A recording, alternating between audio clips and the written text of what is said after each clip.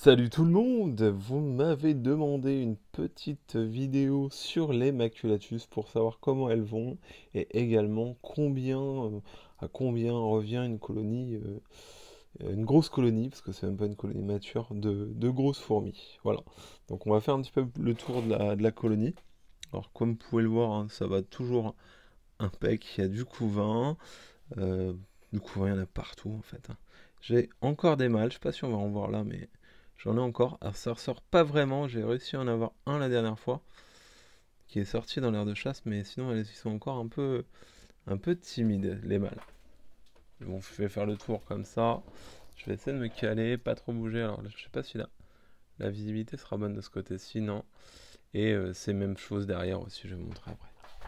Donc voilà, un petit peu ce que ça donne au niveau de la colonie. Ça se développe parfaitement. C'est une colonie qui m'a surpris puisque c'est une gine de 2019 que j'ai reçue au mois d'août avec deux ouvrières. Et voilà, en pas tout à fait 2 ans, puisqu'elle aura 2 ans en août, du moins en date de réception, hein, parce que là, je pense que réellement, elle doit avoir 2 ans, parce que je l'ai reçue au mois d'août avec deux ouvrières. Donc faut savoir que Camponotus, du moins ceux d'Afrique du Sud, essaiment en général là sur avril-mai, hein, c'est la période d'essaimage de cette espèce.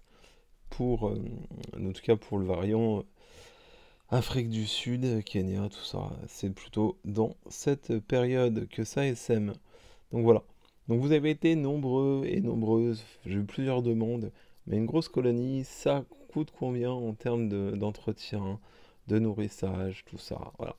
Donc je vais vous faire un petit suivi. Alors, pour vous donner l'info, qu'est-ce qu'elles font ici? Alors, qu'est-ce que c'est que ça?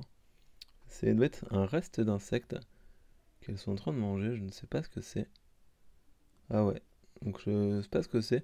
À mon avis, c'est une croquette. Alors, erreur, donc j'avais tenté un bout de miel pops. Et elles sont encore en train de le manger. Alors, il faut savoir qu'une grosse colonie, hein, ça mange énormément. C'est un truc de fou. Vous allez voir, donc là, pour vous donner. Alors, je vais dézoomer parce qu'on ne voit rien. Voilà.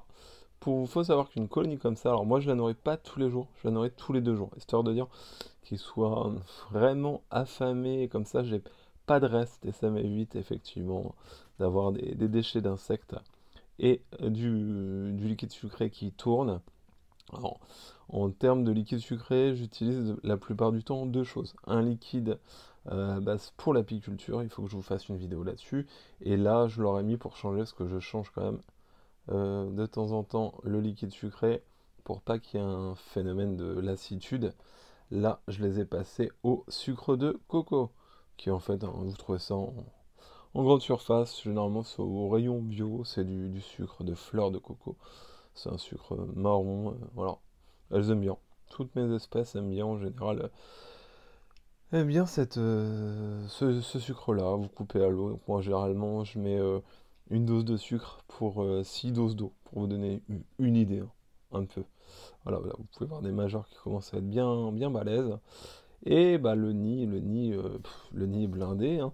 J'ai même, je vais vous montrer ça. Là, vous vous souvenez, il y avait une réserve d'eau.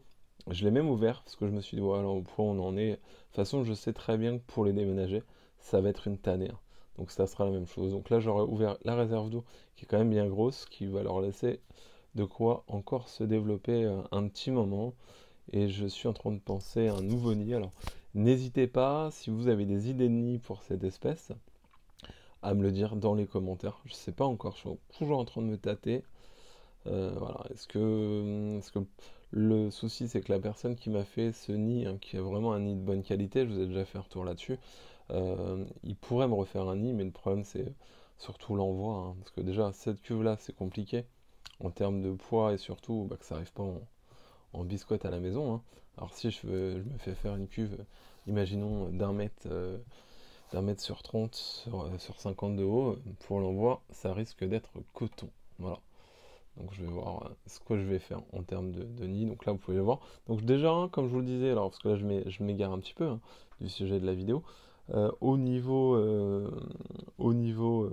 elles ont même un bout de coton. Bon, parce que il y avait un tube avant que j'ai retiré. Alors en termes de nourriture, donc il faut savoir qu'une grosse colo comme la mienne, donc là, j'estime à peu près à 4000. Ouais, les 3000, 4000, peut-être plus, mais on va dire pour rester, pour être sûr que je sois bien dans les bons chiffres, on va dire un gros max 4000. Mais ça se trouve, c'est bien plus, hein. Euh, Elle consomme quand même 40 ml, parce que ça, vous voyez, ce petit, je vais mettre ma main à côté, pas trop près pour pas me faire choper par un major, mais vous voyez que c'est quand même un feeder qui est assez gros, par tous les 2 jours, parce que je pourrais donner tous les jours, hein, mais il y aurait du gaspillage, donc ça sert à rien. Donc ça déjà, il faut le prévoir, hein, sur quand on a une grosse colo. Et après, en termes d'insectes, alors là, vous n'êtes pas prêts, hein, euh, elles ont minimum ça, voire plus. Donc, là, ça paraît pas beaucoup, mais il y a à peu près une trentaine, quarantaine de vers tous les 2 jours aussi. Donc voilà.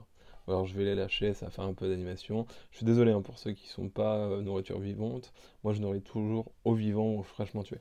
Là, c'est une grosse colo, donc je peux me permettre de nourrir au vivant. Voilà. Donc vous voyez, voilà, ça chasse direct. Elles vont tous tout ramener, tout décapiter. Puis l'avantage que les maculatus, comme c'est une espèce qui a des mandibules puissantes, les vers de farine, autant il y a certaines espèces qui n'arrivent pas à les couper, donc elles ne peuvent pas les consommer. Elles arrivent à les couper sans problème. Sans problème. Donc là, elles vont tout boulotter et dès ce soir, il n'y aura plus rien, quoi. Tout sera dans le nid et voilà, quoi. Mm.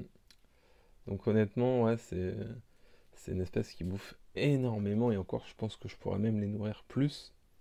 Mais je veux pas non plus freiner leur croissance, donc je les nourris bien, mais de manière à ne pas avoir de gaspillage. C'est-à-dire que j'ai des déchets, c'est-à-dire que la cheating des vers de farine, elles vont pas la manger, hein, mais il me reste vraiment que la peau. Il n'y a plus de chair comme certaines.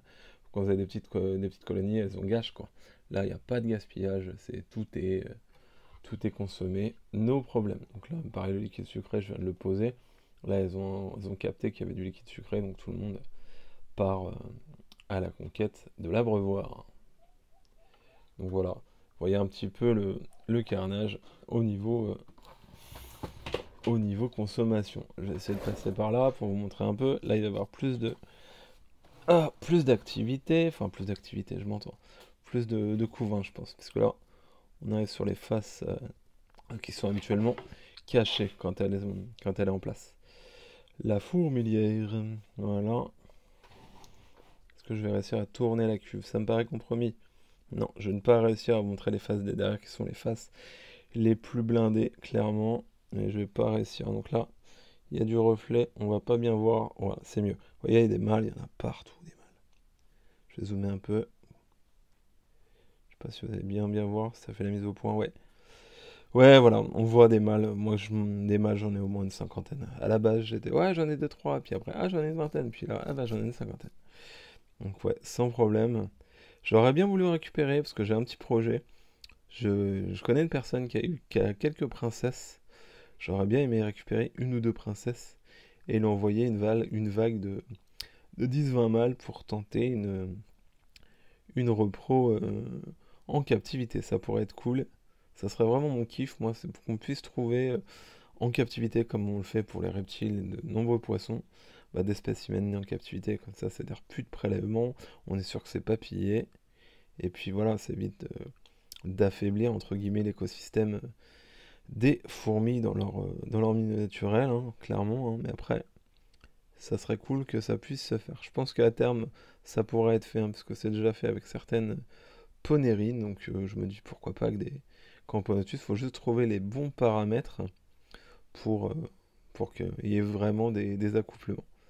Donc ça sera peut-être tenté, ça sera peut-être quelque chose que je vais tenter si j'arrive à récupérer les princesses en question de la personne qui a des princesses.